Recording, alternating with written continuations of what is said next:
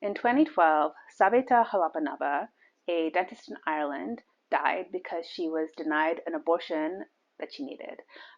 So basically, Savita and her husband were pregnant with what would have been their first child. It was a wanted baby. And I think sometime around the 17th week of the pregnancy, Savita, her water broke prematurely, so she went to the hospital and they examined her and they told her that the baby had no chance of survival. Basically, the baby needs that water sac, and at 17 weeks, it was too premature to survive by itself or even in NICU. It was just too young. So she said, okay, well, can you abort the baby? And they said that they couldn't because under Irish law at the time, abortions were not legal if the baby's heart was still beating. And so even though there was no way that the baby could survive, they also were not able to remove the fetus from her body. And so Savita had to stay in the hospital for 5 days with this dying fetus inside of her. And what happened is during that time, she developed sepsis. It's very common for women undergoing a miscarriage to develop sepsis like this because basically the baby's body starts beginning to break down, almost like it's rotting inside of her. And so, this was a known complication that could happen. And then on day 5, she died of the sepsis that she had got. And so this provoked outrage in Ireland. The idea that this young woman, Savita was 31, would die because the life of a baby that couldn't even survive had taken precedence over her was really outrageous, and ultimately led to Ireland legalizing abortion for the first time in 2018. And so if you're wondering, could something like this ever happen in the US? The answer is yes, it is already happening. NPR interviewed a woman named Anna. That's not her real name. She wanted to stay anonymous. But they interviewed a woman named Anna who had a very similar situation to Savita. And so what happened with Anna was her and her fiance got pregnant. They decided that they wanted to keep the baby then, so they decided to move up the wedding and then have the baby afterwards and start married family life. And like Savita, Anna's water broke early, and she went to the doctor and they said this baby is not viable, it's still too young, it won't survive outside your body, and it can't survive without its water sac. Unfortunately, we cannot give you an abortion because here in Texas it is illegal to give you an abortion if the baby still has a heartbeat, even if the baby is non-viable and will not survive. But they also said that Anna was at very high risk of either developing sepsis like Savita or from bleeding out, basically as the fetus kind of broke down in her body. It could take parts of her tissue with her and cause very severe bleeding. Vaguely, I'm not a doctor, but that's basically kind of what can happen. And so they said, we really recommend that you go get an abortion in another state where it's legal. All of the states around Texas now are completely booked up for abortion because of this law. So they couldn't get Anna into any of the nearby states for an abortion. So what they ended up doing is they flew her to Colorado, which was one of the few places where they could find an emergency abortion service for her. And this was a very dangerous thing for her to do because she could have gone into labor on the flight. So her and her doctors made a plan of what to do if she went into labor on the flight. Her and her fiance, or I guess her husband maybe at that time, they got seats near the bathroom with the assumption if she went into labor, she could go into the bathroom to pass her dead baby. And I don't know, it's pretty harrowing to me. But anyway, she didn't go into labor on the plane. She made it to the abortion clinic in Colorado. They gave her the abortion, and she's okay. But she reflects on this, and she reflects, Anna reflected on how worthless her life felt to the people around her, that they would be risking her life because of a fetus that was never going to survive, because this fetus still had a heartbeat, even though they knew that was going to die soon, they were prioritizing that heartbeat over her actual real life. And so it's important to consider both Anna and Savita's cases are actually really similar, but with one crucial difference. Basically, Anna was able to access a potentially life-saving abortion, and Savita wasn't. Even though Anna did access it illegally, and in theory, the people transporting her out of state and stuff could have been sued or whatever they can do under Texas law now. And it's really important to note, like, these are modern women. These are women who had access to some of the best medical care in the world, in first world nations. And, they are still at risk of dying during pregnancy. People have the perception that pregnancy nowadays are lower risk than pregnancies in the past, and that is true, they are. But part of what's contributing to that is medical willingness to abort babies when the mother's life is at stake. If you get rid of that, suddenly pregnancy can become a lot more dangerous again. And I think one of the things this shows us is that we are not seeing the true lethality of what would happen with a more widespread abortion ban in the US. And the reason is that women whose lives are at risk will go to extreme means to get the abortions that they need. So I think Anna had to pay over $1,000 to access the abortion that she needed. But even though that's a lot of money, that is an amount of money that a large segment of people in the US could kind of scrounge up or borrow, beg, borrow, or steal or whatever, if their life was at risk. And so basically women who need life-saving abortions are not currently being denied them because they can go out of state to get them. If abortion is widely curtailed and suppressed in the US, this may start becoming less and less true. But another element of this that you'll observe is that it's not actually women who were seeking elective abortions whose life were at risk. It was women who wanted to become mothers and women who were trying to start families were the ones who ended up dying because of this.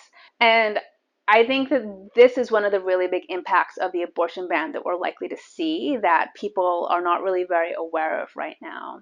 And so part of the thing is women who get elective abortions because they don't want to have the baby, they will tend to get these abortions very early in their pregnancy.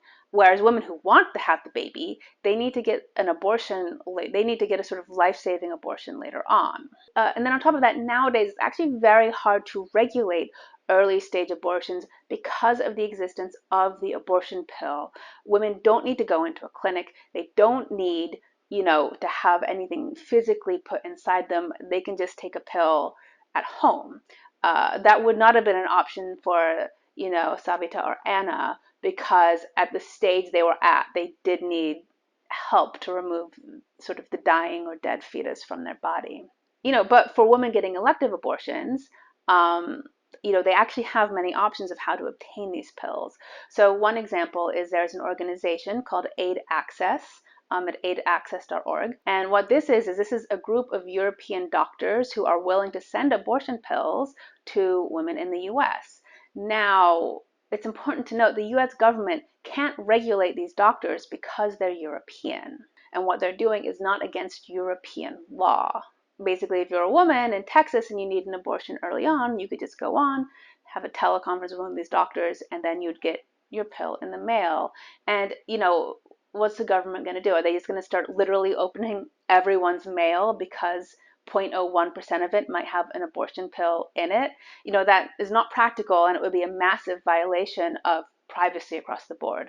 And then on top of that, these little pills, they would be very easy to hide. You could sew them into a stuffed animal or something, and what's the government going to do? Like literally, tear apart every single child's Christmas present looking for abortion pills? It's just not practical.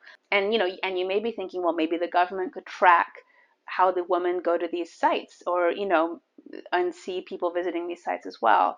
And there are ways around that additionally. For example, the Tor browser, which I highly recommend. If any of you are worried about being tracked by the government, is actually a really good tool to have. But the Tor browser is basically a browser that helps disguise who's looking at what on the internet.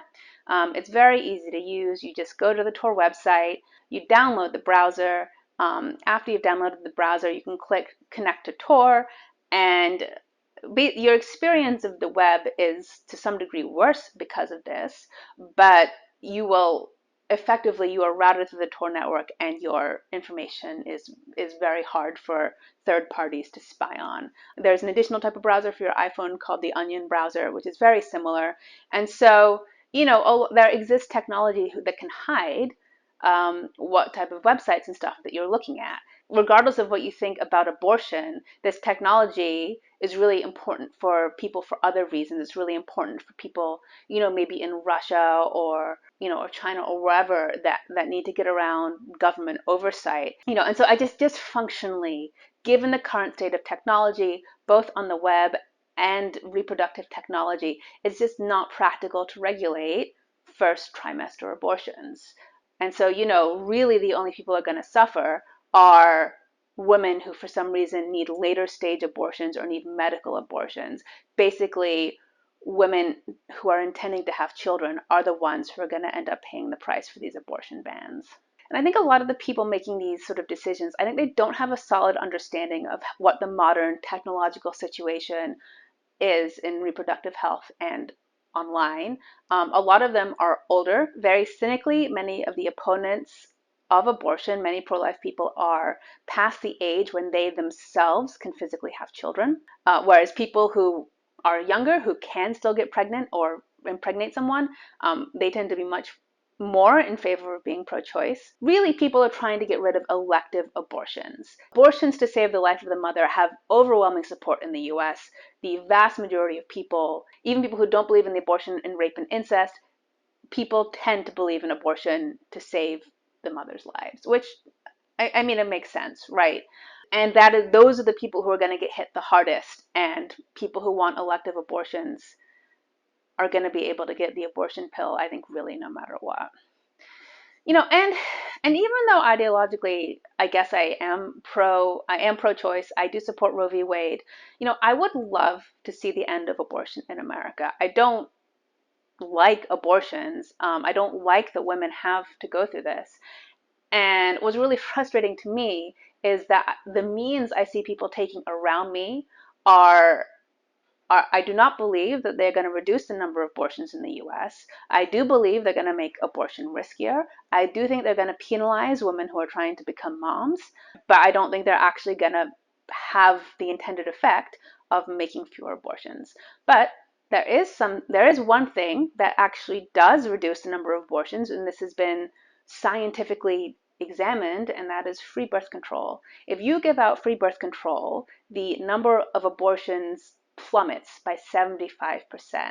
I think we could get that number even higher. I think that if we progress the technology of birth control so the side effects were less bad, I think if we finally discovered a birth control that men could take, and I think that if we had increased education and social acceptance of being on birth control, I think that we could push the abortion rate down even lower with ubiquitous access to birth control. One of the things that's actually really great about birth control is it works in the case of rape and incest. If you're on birth control and you get raped, you won't get pregnant. And I think that there can be a really strong stigma, especially against, say, younger women or teenage women who ask to be on birth control. Their parents might be like, why are you on birth control? Are you sexually active? But if we normalize the idea that you may not be sexually active, but you can choose to be on birth control as a form of rape protection, as an insurance plan, so to speak, we could even start reducing the abortions needed in the cases of rape. That's something that a normal abortion ban can't really address. And so I think that getting birth control out there is just really the best way around this.